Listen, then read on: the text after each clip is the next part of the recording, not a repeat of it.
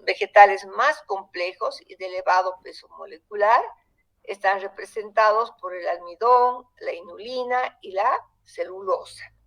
Estoy hablando siempre en este caso de los polisacáridos vegetales. Los polisacáridos que por hidrólisis dan una exosa se denominan exosanos. Así el almidón sería un exosano, pero específicamente como va a liberar glucosa se denomina glucosano. Y la inulina que se desdobla en fructosa se denominaría fructosano. ¿Ya? Muy bien, ahora vamos a ver que íntimamente asociados a la celulosa especialmente se encuentran las hemicelulosas, que son más solubles que las celulosas, ¿no? Entonces, ahora, otro grupo asociado a las celulosas, que también vamos a ver que especialmente las gomas, a partir de la pared se van a formar capa sobre capa. Tenemos las gomas y los mucílagos, que es un grupo de heteropolisacáridos, que nosotros lo vamos a ver en un tema aparte, simplemente por fines didácticos. Bueno, todos sabemos, entre los monosacáridos más importantes tenemos la glucosa, que es un metabolito primario que se caracteriza porque es una molécula energética para los seres vivos, ¿no es cierto? Ya que por el metabolismo de la glucosa se va a producir ATPs, que va a dar la energía necesaria para que se lleven a cabo reacciones químicas. Muy bien, ahora vamos a ver ejemplos de los di, tri y tetrasacáridos. Dentro de los disacáridos tenemos a la sacarosa. La sacarosa, que está formada por glucosa y fructosa, ¿no? ¿Dónde encontramos? En la caña de azúcar, también en la remolacha. La maltosa, que está formada por dos unidades de glucosa, unidas por un enlace glucosídico alfa 1,4, en realidad no se va a encontrar libre en la naturaleza, sino se encuentra como producto de la hidrólisis del almidón. La lactosa, que es el azúcar de la leche, está formada por glucosa y galactosa. Su fuente es la leche. La celobiosa también está formada por glucosa y glucosa, ¿no? A ver, pero si yo tengo aquí maltosa, glucosa y glucosa, y celobiosa, glucosa y glucosa, ¿cuál sería la diferencia, chicos? Ustedes ya han visto con la doctora Funes. ¿Cuál sería la diferencia entre maltosa y celobiosa?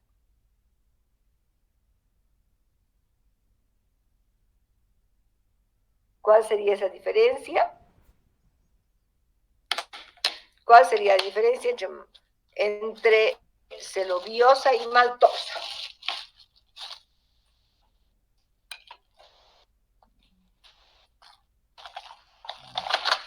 A ver, estoy esperando.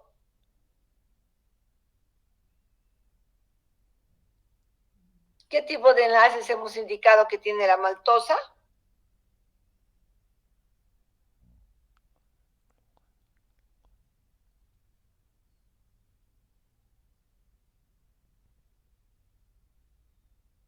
¿Qué tipo de enlaces tiene la maltosa?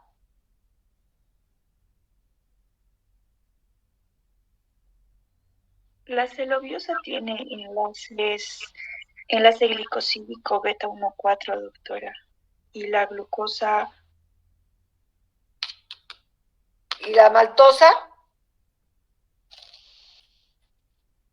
Está muy bien su respuesta. Pero la maltosa, ¿qué tipo de enlace tendría? Lo acabo de decir hace un momentito. 1,4, doctora.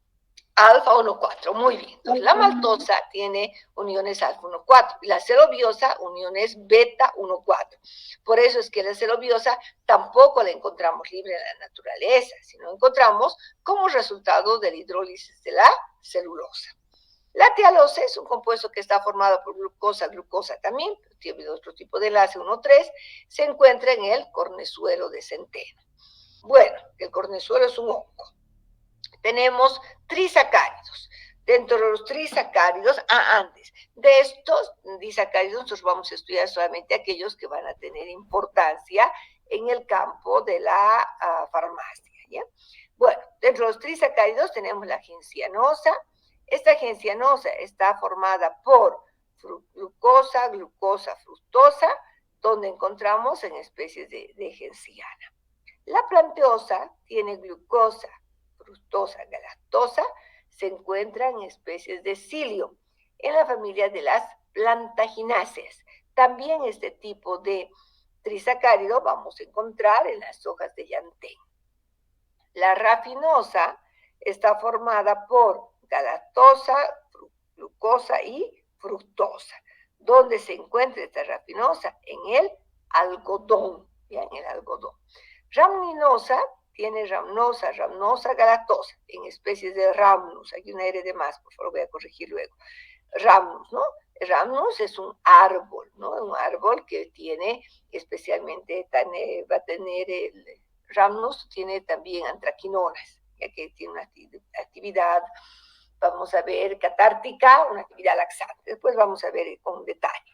Dentro de los tetrasacáridos tenemos estaquiosa o manotriosa.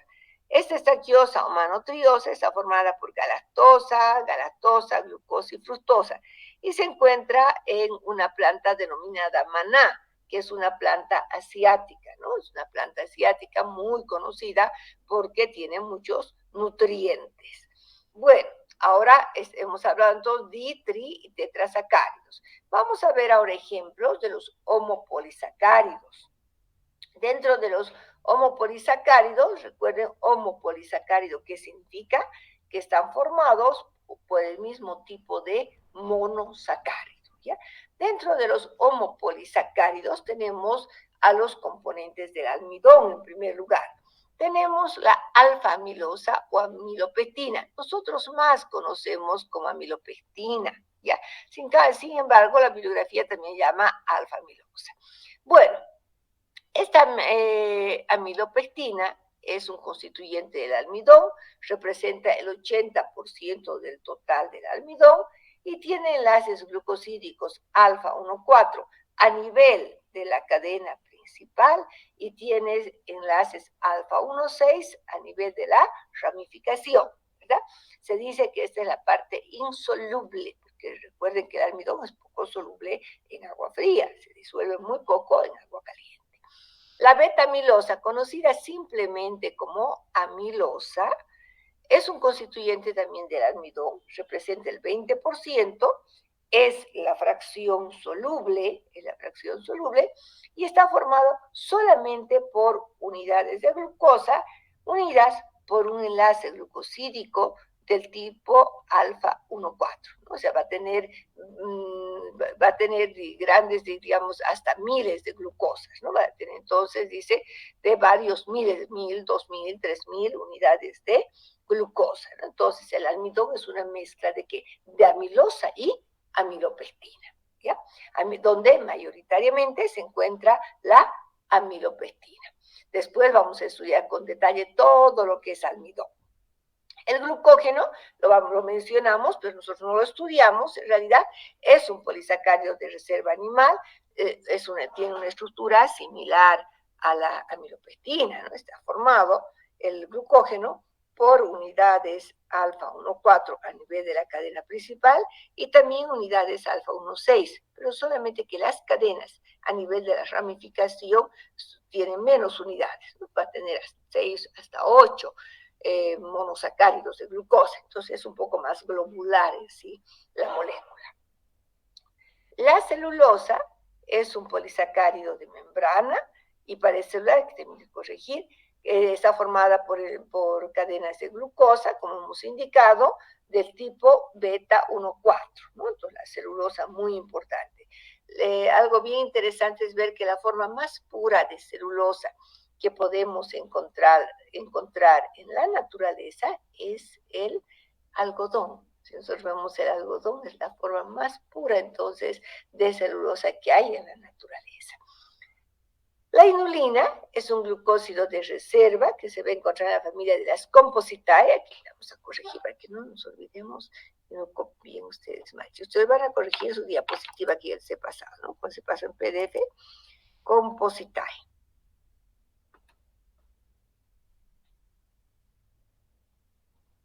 ¿Ya? Compositae. Muy bien, ¿qué más había que corregir en la otra? Era Rhamnus. aquí que teníamos doble R nada más. Ya, perfecto. Bien, entonces, la inulina es un glucósido de reserva que se encuentra en la familia de las compositae. Está formada por cadenas lineales de aproximadamente 30 unidades de frutofuranosa, ¿ya? Y tiene enlaces del tipo beta 1,2. Las hexilanas, mananas y galactanas están asociadas entre sí con la celulosa. Por hidrólisis, o sea, ¿dónde se van a encontrar? En la pared celular, con la celulosa y hemicelulosa. ¿Bien? Por hidrólisis nos van a dar hexilosa, manosa y galactosa. Las hexilanas, hexilosa. Las mananas, manosa. Y las galactanas, por hidrólisis, nos darán galactosa. Luego tenemos la liquenina, conocida también como almidón de líquenes. Esta liquenina es un polisacárido que se encuentra en los líquenes, similar a la celulosa, pero va a tener como un 25% de uniones del tipo entonces beta 1,3, ¿sí? Beta 1,4, pero también tiene enlaces glucosídicos del tipo beta 1,3, ¿no es cierto? Entre carbón 1 de una molécula y carbón 3 de la otra molécula. Muy bien, estos son algunos tipos entonces de homopolisacáridos que vamos a encontrar en la naturaleza. Ahora, vamos a ver en la siguiente diapositiva algunos ejemplos de aquellos que son heteropolisacáridos. La mayoría de estos sí va a tener importancia en el campo de la farmacia, ya sea por su actividad farmacológica o que sirven de base para la formulación de algún medicamento. Estos heteropolisacáridos, la mayoría se caracteriza porque además de tener un monosacárido como galactosa, tiene ácido surónico, glucurónico, galacturónico, etc. ¿Ya? Muy bien. Vamos a comenzar mencionando entonces a la hemicelulosa. Esta hemicelulosa se va a encontrar junto a la celulosa y a las sustancias pépticas, donde a nivel de la membrana y pared celular, esta hemicelulosa está formada por unidades de pentosa y ácidos urónicos. Fíjense que es indicado que todos estos que estamos mencionando tienen ácidos urónicos y otras unidades. Entonces va a tener hexosa, pentosa y ácido urónico. Las pectinas. ¿Dónde encontramos las pectinas? Las pectinas vamos a encontrar, por ejemplo, en los cítricos, ¿no? Esa parte blanquecina que tienen los cítricos a nivel del pericarpio, por ejemplo, o en la laminilla que separa a los hesperidios, ¿no es cierto? También es muy rica en pectina. Entonces, ¿dónde vamos a encontrar estas pectinas? En la laminilla media de las membranas, en frutos y raíces. Normalmente, en la planta, lo que se encuentra es una sustancia precursora denominada protopectina, ¿ya? Entonces, esta protopectina, por hidrólisis suave con ácido, se convierte en ácidos pécticos, que son las denominadas pectinas. Entonces, para poder extraer las pectinas, después les voy a indicar cuando veamos más adelante, se hace una hidrólisis suave con ácido clorhídrico diluido para que se formen los ácidos pépticos. ¿Cómo están conformados desde el punto de vista químico? Son ácidos poligalacturónicos. No se olviden que estos tienen ácidos urónicos, ¿no? Algunos grupos carboxilo, como pueden encontrarse como ésteres metílicos, es decir, el grupo carboxilo puede estar esterificado con un metilo, ¿no? Puede encontrarse como ésteres metílicos. ¿Cuál es la característica que tienen las pectinas? Muy utilizadas en la preparación, por ejemplo, de algunos geles, en la preparación de algunas sustancias coloidales, algunas suspensiones. Se utiliza mucho en la industria de los alimentos para dar una viscosidad, por ejemplo, a los jugos, a las mermeladas, ¿no? Entonces, ¿por qué se caracteriza? Porque va a formar soluciones altamente coloidales con el agua. ¿ya? Entonces, además las pectinas tienen propiedades también antidiarreicas. Bueno, vamos a ver otro grupo, que son los polisacáridos con ésteres sulfúricos. Dentro de estos tenemos a las algas productoras de agar y del carragián. Cuando yo hablo del carragián, me refiero, por ejemplo, a la carragenina, que hemos indicado que la carragenina es un heteropolisacárido que se utilizaba para producir la inflamación aguda en la pata de la rata, ¿no? Y el agar se utiliza mucho en el campo de la microbiología. Entonces, ya esto nosotros vamos a estudiar también con mucho detalle. Entonces, en el caso del agar, el agar está formado por agarosa y agaropectina, ¿ya? Tiene unidades de galactosa y tiene unidades también de ácido galacturónico, donde se utiliza, como les decía, especialmente como soporte en el campo de la microbiología. Bueno, luego tenemos la quitina. La quitina que vamos a encontrar en las plantas inferiores, en los insectos y en los crustáceos. Esta quitina está formada por unidades de N-acetilglucosamina, donde se unen estos por enlaces del tipo beta 1,4. Finalmente, en el grupo de los heteropolisacáridos vamos a encontrar a las gomas y a los mucílagos. Las gomas y los mucílagos, al igual que las pectinas, forman soluciones altamente coloidales, ¿ya? ¿Cómo se forman? Las gomas normalmente se van a formar a partir de la membrana, se van a ir depositando en capas sobre la membrana, pero las gomas son productos de un proceso patológico, cuando la planta se enferma o cuando ha sido agredida la planta, ¿no? Se ha hecho un corte, un tallo, etcétera, comienza a producir la goma. Los mucílagos también son heteropolisacáridos, pero son productos normales del metabolismo. Y entonces de manera natural producen mucílagos. Ambos son heteropolisacáridos, ¿ok? Muy bien. Como ejemplo de gomas tenemos a la goma tragacanto y como ejemplo de mucílagos tenemos a los mucílagos que se encuentran en las semillas de lino, en la linaza.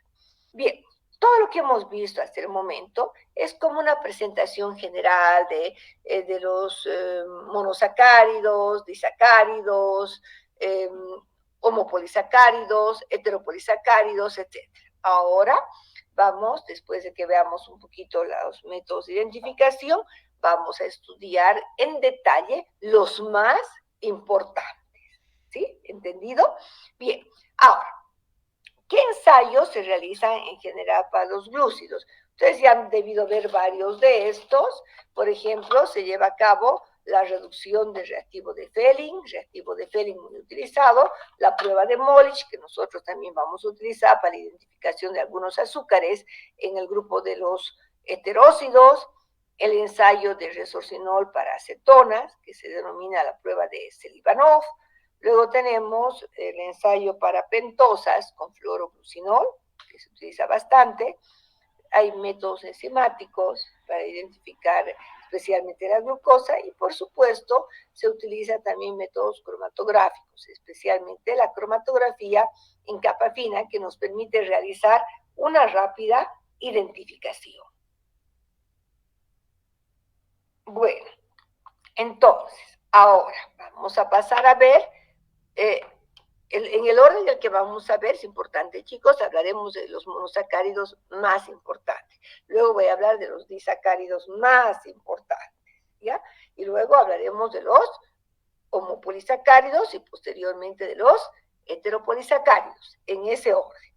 Hablando de los monosacáridos, una de las moléculas más importantes, ¿no es cierto? Porque hemos indicado es una fuente energética, es un metabolito primario, es la glucosa. La glucosa, esa es la proyección de Howard, donde nosotros tenemos alfa de glucosa con el oxidrilo en la parte inferior. Esta alfa de glucosa la conocemos también como dextrosa, muy utilizada en los sueros glucosados, ¿no? Y tenemos la beta de glucosa, que lo único es que en el carbón 1 tiene el oxidrilo en la parte superior, ¿no? Y la alfa de glucosa, el oxidrilo en la parte inferior, ¿verdad? Eso les ha debido enseñar a la doctora, que es muy fácil, si yo te sé escribir la forma lineal de la glucosa, para poder escribir la forma cíclica, todo lo que está a la derecha se coloca abajo, ¿verdad? Bien, bueno, ahora hablaremos entonces de la glucosa. La glucosa, normalmente podemos encontrar glucosa en la naturaleza, ¿sí? En las uvas, en las bananas, vamos a encontrar glucosa. Pero normalmente no extraemos la glucosa no vamos a extraer la glucosa directamente de un fruto, ¿no? No, normalmente la glucosa se obtiene por hidrólisis del almidón, ya sea una hidrólisis química con ácido clorhídrico o ya sea una hidrólisis enzimática, ¿ya? Entonces, ¿cómo se obtiene? A partir del almidón, realizando una hidrólisis, ¿ya? Bueno, en el caso de la hidrólisis química se hace con ácido clorhídrico. En la hidrólisis enzimática doble, ¿por qué doble? Porque voy a utilizar una alfa-amilasa. La alfa-amilasa lo que hace es romper los enlaces glucosídicos del tipo, entonces, alfa-1,4 a nivel de la cadena principal. ¿Qué es lo que hace la amiloglucosidasa? La amiloglucosidasa lo que hace es romper los enlaces glucosídicos alfa 1,6 a nivel de la ramificación. Entonces, de esa manera necesitamos romper pues todos los enlaces, alfa 1,4 y alfa 1,6. No se olvide, alfa amilasa a nivel del enlace glucosídico 1,4 y la amiloglucosidasa, el enlace glucosídico alfa 1,6. ¿Para qué? Para liberar todas las moléculas de glucosa posible. En este caso, el rendimiento enzimático, digamos, es alto, pero no tan alto como en hidrólisis química. Entonces, con una actividad enzimática podemos tener hasta un 90% de rendimiento, ¿no? Claro que es un proceso más caro, porque siempre adquirir enzimas, las enzimas son más costosas, ¿ya? Las enzimas son más costosas. Eso sí hay que saberlo. Bueno, entonces, el otro método es realizando por una hidrólisis química para obtener glucosa o dextrosa.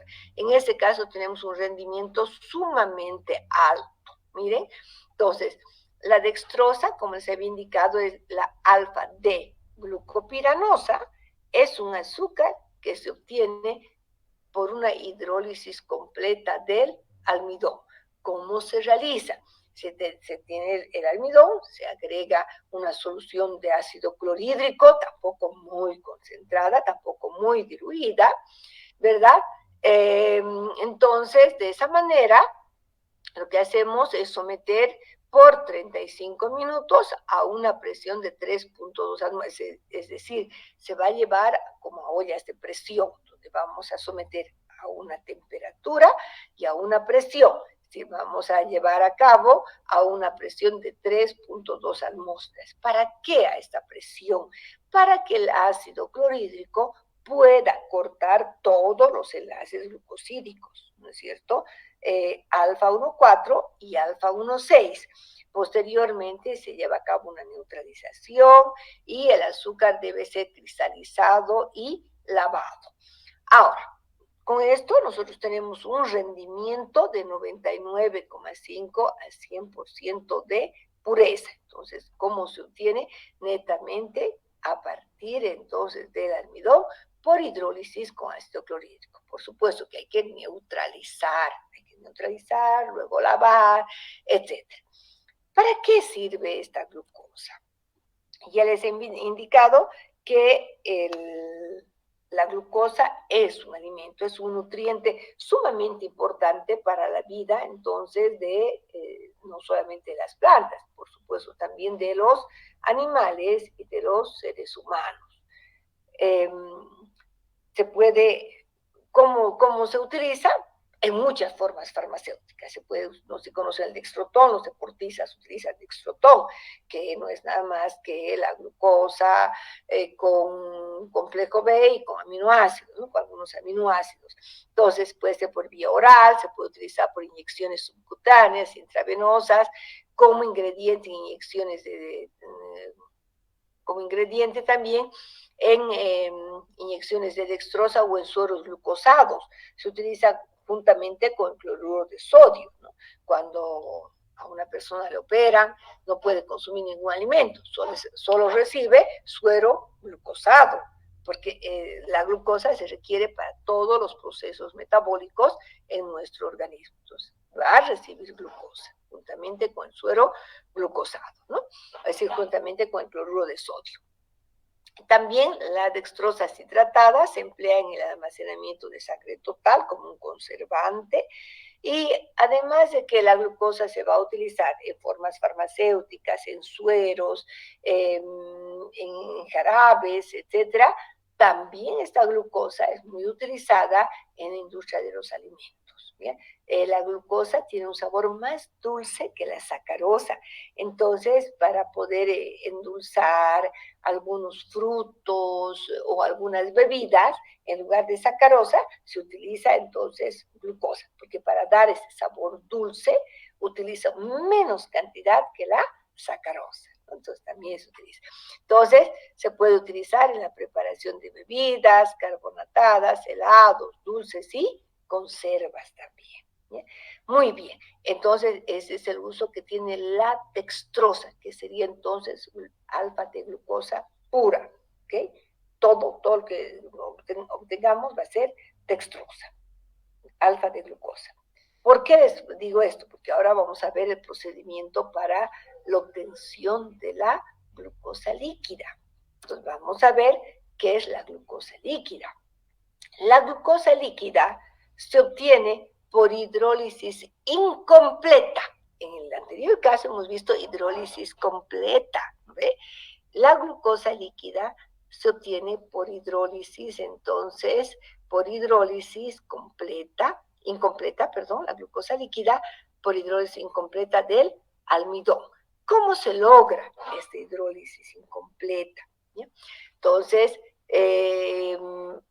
vamos a decir que contiene, se obtiene entonces normalmente el almidón de maíz o el almidón también de la papa, donde vamos a utilizar ácido clorhídrico diluido, ¿ya?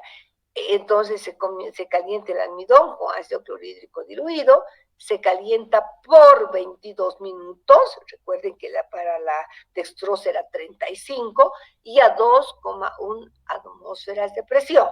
Y en otro caso era de 3,2 atmósferas de presión. ¿Ya? Entonces, ¿para qué?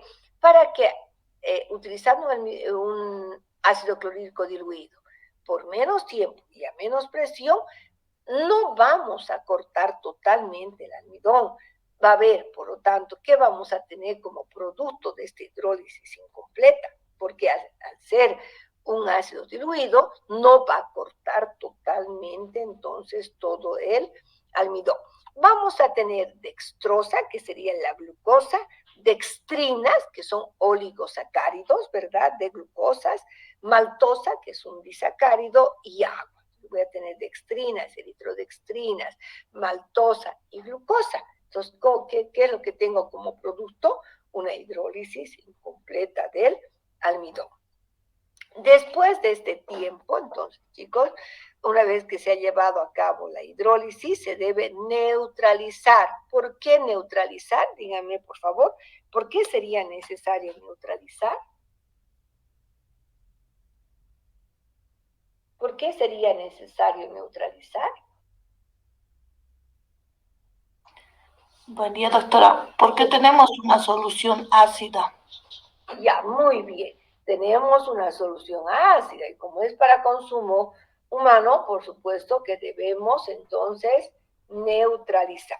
¿Ya? ¿Con qué se neutraliza? Puedo utilizar bicarbonato o carbonato de sodio diluido hasta llegar a un pH neutro. ¿Ya? Entonces, vamos a lograr entonces que tengamos el líquido neutro, se centrifuga y se filtra, ¿ya?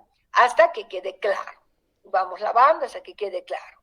Luego se evapora hasta que tengamos una consistencia sirupurosa. En este caso, fíjese, no es sólido, o sea, no vamos a tener ningún cristal, vamos a tener un líquido, por eso se llama glucosa líquida, una solución dulce, ¿ya? Normalmente entonces se va evaporando el agua, el líquido, hasta que tengamos una consistencia sirupurosa. ¿Qué significa sirupurosa?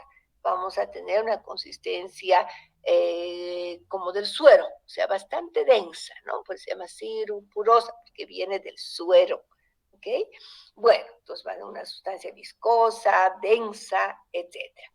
Bueno, ¿cómo se presenta entonces esta glucosa líquida? Es un líquido sirupuroso de consistencia de suero, ¿no? Si ustedes alguna vez han visto cuando separamos el suero de los glóbulos rojos, tenemos una consistencia, el suero en la parte superior, que es bastante denso, ¿no?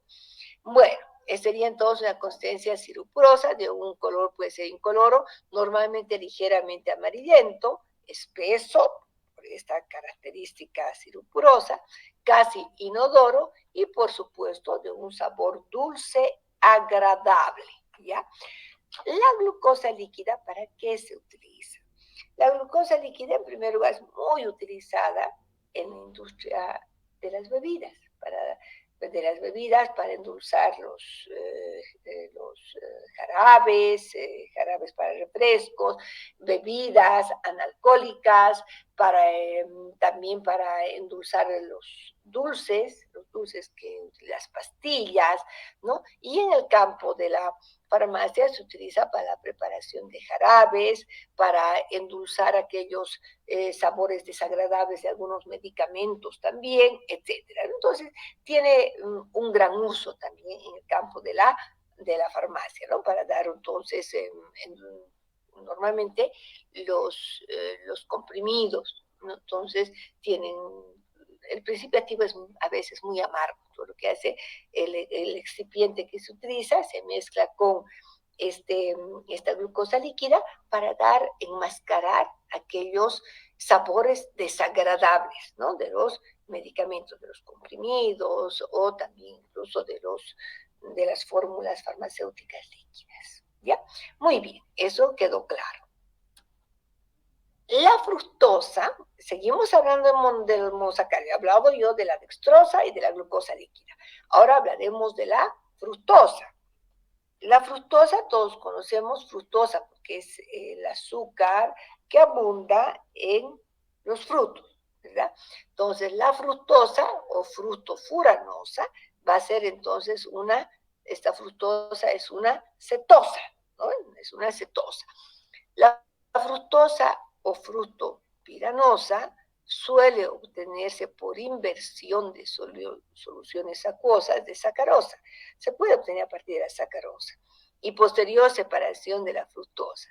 Es un azúcar cetónico que existe en la mayoría de los frutos dulces y también se encuentra en la miel. La miel es muy rica en fructosa. ¿Ya? Es muy rica en fructosa. Luego vamos a ver cómo se forma, por qué se forma fructosa a partir, por ejemplo, del líquido que hay en las flores, ¿no? El néctar de las flores. Bueno, pero también se puede obtener por hidrólisis del almidón. ¿Cómo? Porque primero se obtiene glucosa y por inversión, entonces, en este caso, se puede obtener por hidrólisis del almidón, tenemos glucosa, y luego por un proceso de isomerización con la glucosa isomerasa, a partir de la glucosa se va a obtener fructosa. ¿Bien?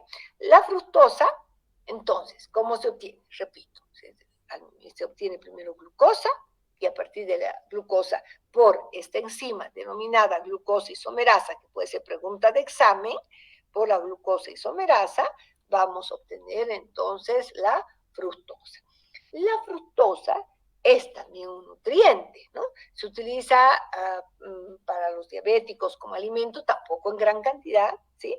Pero puede, digamos, en lugar de que utilicen glucosa, pueden obtener, en este caso, podrían obtener fructosa, ¿no? Puede utilizar fructosa Es un alimento, se puede administrar por vía parenteral también. ¿Por qué se caracteriza? Porque va a producir menos diuresis que la glucosa.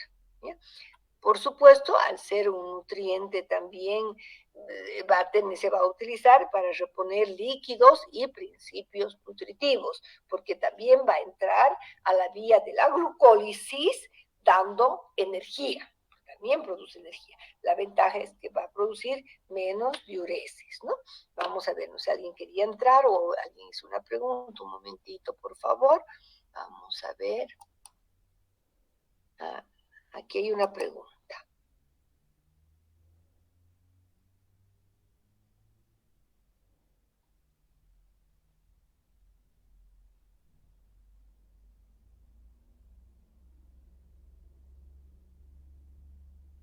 Sí, Laura Sánchez me pregunta. Sí, claro. Aunque se llame beta-amilosa, ¿sí? Tiene enlaces glucosídicos alfa-1,4, ¿no? Ese es un nombre antiguo que daban, ¿ya? Para diferenciar la amilopectina de la amilosa, ¿ya? Entonces, pero en realidad todos en el almidón tienen enlaces glucosídicos, Laura, del tipo alfa-1,4, simplemente que eran los nombres que se utilizaban antes. La amilopectina se llamaba alfa-amilosa, ¿no es cierto? Y la beta-amilosa, simplemente amilosa, ¿no? Ahora se llama solamente amilosa, pero en el almidón todos tienen enlaces del tipo alfa-1,4, ¿no? Simplemente era para diferenciar amilopectina de amilosa, nada más, ¿no? Pero todos en el almidón